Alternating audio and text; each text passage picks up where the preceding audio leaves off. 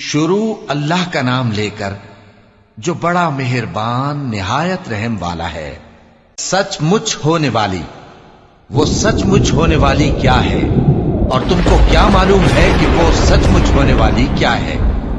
وہی کھڑکھڑانے والی جس کو سمود اور عاد دونوں نے جھٹلایا۔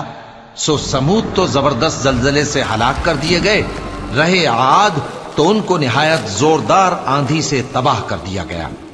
اللہ نے اس کو 7 رات اور 8 دن ان پر چلائے رکھا۔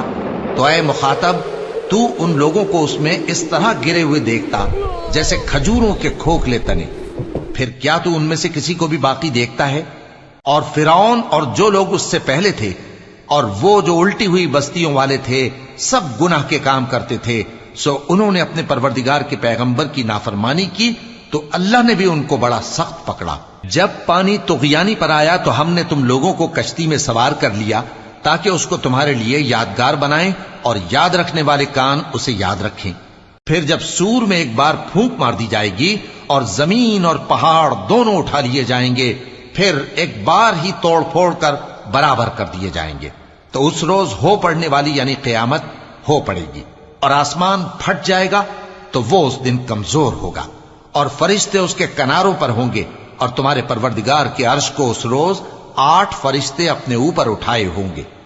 اس روز تم لوگ سب پیش کیے جاؤ گے اس طرح کہ تمہاری کوئی پوشیدہ بات چھپی نہ رہے گی۔ اب جس کا اعمال نامہ اس کے داہنے ہاتھ میں دیا جائے گا، وہ دوسروں سے کہے گا کہ لیجئے میرا نامہ اعمال پڑھیے، مجھے یقین تھا کہ مجھ کو میرا حساب کتاب ضرور ملے گا۔ پس وہ شخص من مانے عیش میں ہوگا، یعنی اونچے باغ میں جس کے میوے جھکے ہوئے ہوں گے۔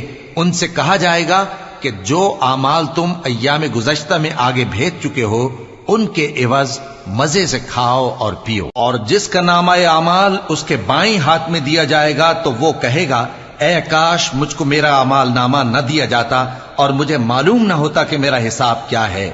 اے کاش موت میرا کام تمام کر چکی ہوتی، آج میرا مال میرے کچھ بھی کام نہ آیا، مجھ سے میرا اقتدار جاتا رہا۔ حکم ہوگا کہ اسے پکڑ لو، اب اسے طوق پہنا دو، پھر دوزخ کی آگ میں اسے جھونک دو، پھر زنجیر سے جس کی لمبائی 70 گز ہے جکڑ دو۔